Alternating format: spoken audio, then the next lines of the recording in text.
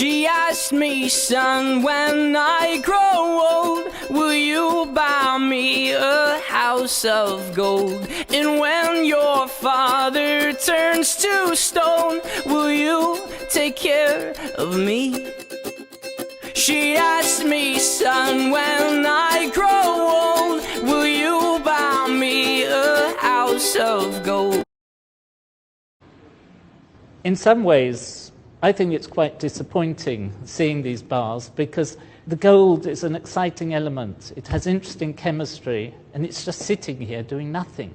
It's enormously impressive, but it's a bit sad, rather like a mausoleum where the dead gold is sitting waiting for people to remember it. Could be doing exciting reactions and so on. We're in the vault, the bullion vault of the Bank of England. I've never seen so much gold. In fact, I've never seen so much of any element. So we're standing here, and each shelf here has got a ton of gold, which is worth £35 million at today's price. Tomorrow it might be worth even more. It's very secure. We've been through a whole series of security checks. No money is allowed here to make sure we don't take anything out.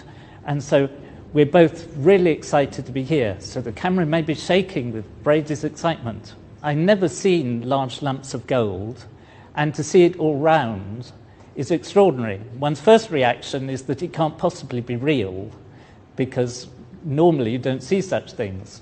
Looks like chocolates in the duty-free at the airport or something like that. But these really are solid gold bars, and it's quite extraordinary. There isn't any smell because metals don't smell, and it's very quiet because of the thick walls and to keep it secure. The weather's been very cold recently and I was ready to be shivering, but it's nice and warm. But I suppose gold colour also gives you a feeling of warmth, so it may be partly psychological. The reason why the bank has got this store is because not only the Bank of England but other central banks like to keep some of their money reserves in gold because the price of gold is very stable, or the value of gold, compared to the value of currencies, which can go up and down. And so every country has a certain proportion of its reserves in gold. And if you look at the statistics, the UK at the moment has about 310 tons of gold in its reserves. But there's much more gold here than that, because it belongs to all sorts of people, not just to the Bank of England. This vault is part of a complex of different rooms. I haven't seen the other rooms, but all together, if you look at the bank's annual report, it's worth £197 billion. That is £197,000 million. And that's quite a serious sum of money. The people buy and sell the gold, and each block of gold has its own number, like your car has a registration number, and when people buy and trade the gold, they don't actually take the bar home, but just that number is transferred from the seller's account to the buyer's account. And the gold just sits here quietly. Apparently the oldest bar of gold here has been here since 1916, that's the First World War, nearly 100 years ago. But the beauty of gold as a chemical element is that it's very unreactive. So it looks just the same now as it did in 1916. It hasn't tarnished, it hasn't got oxide layers on the surface, it hasn't started creeping, changing its shape and so on. So come over here because they've given me two bars that we can look at. So we've got two different bars of gold, which are both the so-called London Good Delivery bars, which means that their weight is in a certain limit range. And in fact, each of them has its precise weight put on them in a rather strange unit called a troy ounce. So this one is 399.100. This one was made in Australia, and this one apparently came from Switzerland and is slightly heavier, 400.075.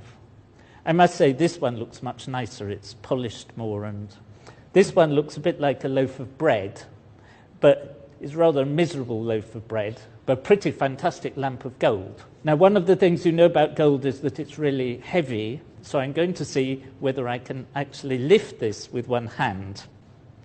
And I can sort of lift it, but not easily. Two hands is quite easy. So this weighs, each of these in more understandable units, weighs something like 12.4 kilos or 28 pounds. So for those of you who use imperial units, that's 2 stone.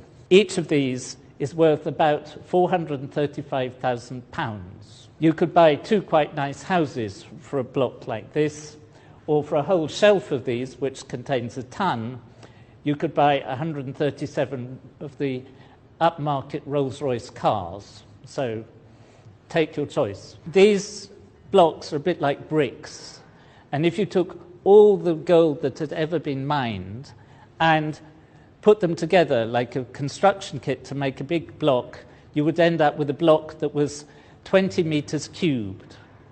That's 60 feet on each side, which would easily fit, for example, under the legs of the Eiffel Tower. Wouldn't look all that big just as a building on a street, and that's all the gold there ever has been. I did a little calculation on the way here that I weigh about the same as 6 of these bars of gold, which means that if I were worth my weight in gold, I'd be worth a bit over £2.5 million. I was a bit disappointed, thought I might be worth more. She asked me, son, when I grow old, will you buy me a house of gold? And when your father turns to stone, will you take care of me? She asked me, son, when I grow old, will you buy me a house of gold? And when your father turns to stone, will you take care of me? I would